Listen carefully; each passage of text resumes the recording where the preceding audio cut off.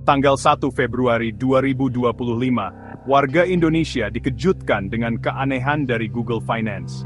Bayangin, platform keuangan raksasa Google ini nampilin nilai tukar rupiah terhadap dolar Amerika Serikat yang bikin kaget. Katanya, $1 Amerika cuma setara dengan Rp8.170.65. Padahal, Bank Indonesia bilang nilai tukarnya sekitar Rp16.312 per dolar Amerika. Jauh banget kan?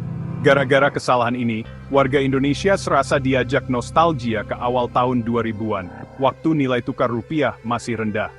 Perbedaan yang mencolok ini langsung bikin heboh di seluruh negeri.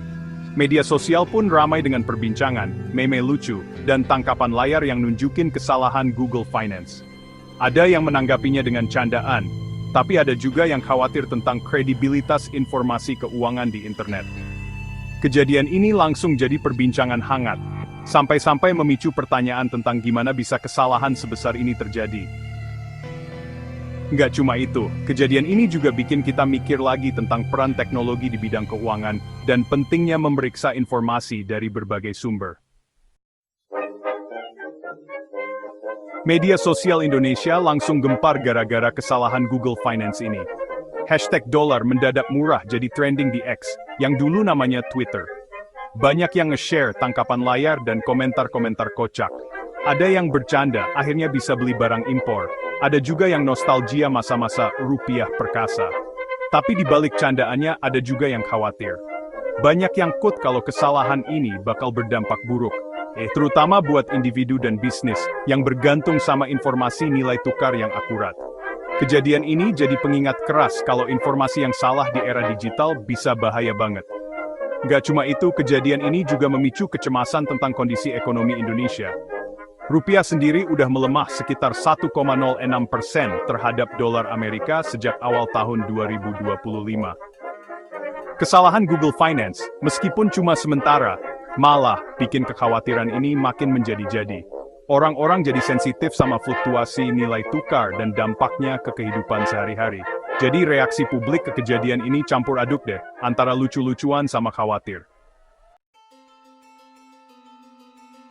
Begitu kesalahan Google Finance ini viral, Bank Indonesia langsung ngeluarin pernyataan resmi yang menegaskan kalau nilai tukar yang ditampilin itu salah.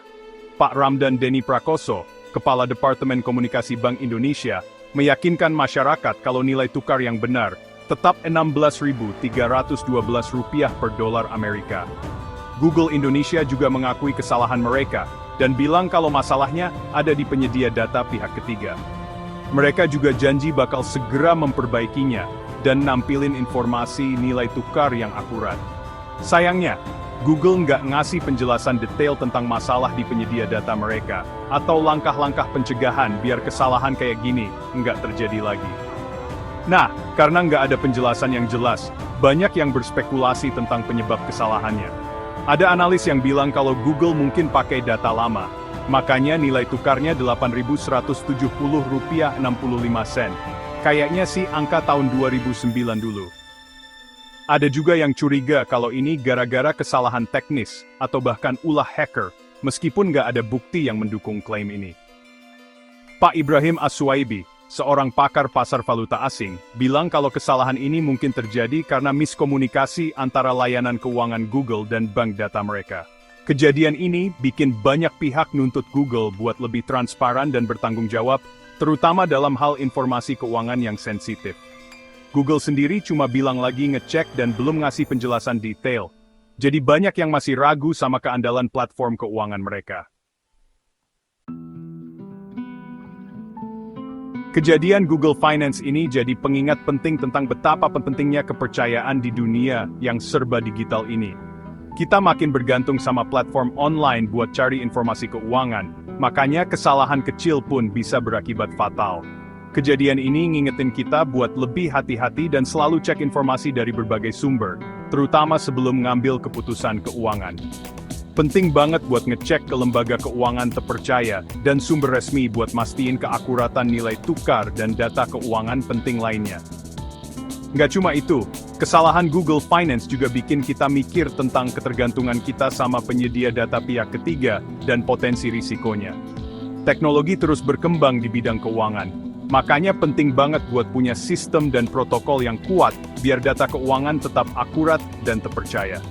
Kejadian ini harusnya jadi pelajaran buat perusahaan teknologi dan regulator, buat memprioritaskan keamanan data, transparansi, dan akuntabilitas. Intinya, kepercayaan dalam ekosistem keuangan digital itu penting banget buat menjaga stabilitas dan pertumbuhannya.